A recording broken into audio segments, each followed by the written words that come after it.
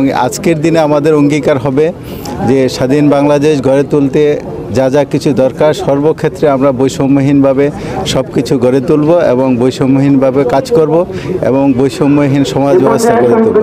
৭১-এর মহান মুক্তিযুদ্ধে ৩০ লক্ষ শহীদের বিনিময়ে আমরা যে স্বাধীনতা পেয়েছি, ২ লক্ষ মানুষের সম্ভ্রমের বিনিময়ে, 2 লক্ষ মা বোনের সম্ভ্রমের বিনিময়ে আমরা যে স্বাধীনতা পেয়েছি, আসলে অত্যন্ত দুঃখের বিষয় আমরা সেই স্বাধীনতা কিন্তু ধরে রাখতে পারি নাই।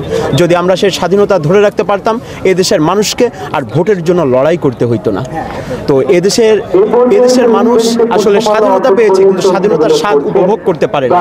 তো আমাদের আগামী দিনে যেটা প্রত্যাশা, এই ২০০০ মানুষের বিনিময়ে এই ২৪ সালে যে দ্বিতীয় অভ্যুত্থান, এই শত শত শিশুদের রক্তের বিনিময়ে যে দ্বিতীয় অভ্যুত্থান, এই স্বাধীনতার জন্য হারিয়ে না যায়।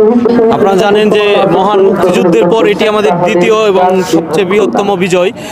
আগামী দিনে আমাদের এই প্রত্যাশাই থাকবে এই বিজয় যাতে আমরা ধরে রাখতে পারি। আপনারা জানেন বাংলাদেশের মানুষ বারবার নিজের জীবনকে উৎসর্গ করেছে, বারবার রক্ত দিয়েছে। ৫২'র ভাষা আন্দোলন থেকে শুরু করে ২৪'এর গণ অভ্যুত্থান পর্যন্ত শুধু আমরা রক্ত দিয়েছি, আমাদের জীবন দিয়েছি। আমাদের যাতে আগামী দিনে আর নতুন করে রক্ত দিতে না হয়, বাংলাদেশে যাতে আর কোনো দিন ফ্যাসিস্ট মাথাচাড়া দিয়ে উঠতে না পারে, এদিকে আমাদের সবাইকে লক্ষ্য রাখতে হবে।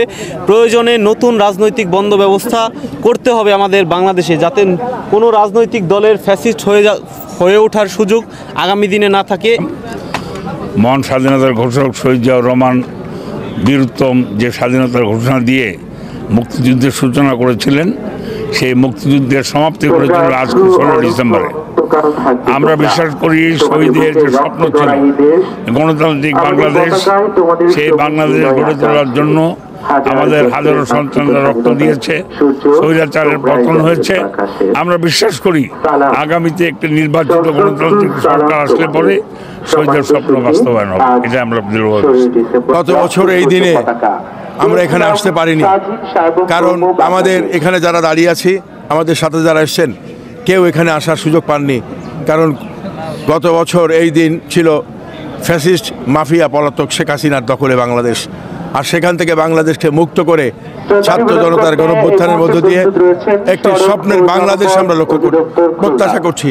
যে বাংলাদেশে বৈষম্য থাকবে না, যে বাংলাদেশে থাকবে না কোনো নির্যাতন, লুটপাট, বিশৃঙ্খলা, একটি গণতান্ত্রিক এবং জনগণের ভোটের সরকার প্রতিষ্ঠিত হবে এবং সেটি আমরা প্রত্যাশা করি।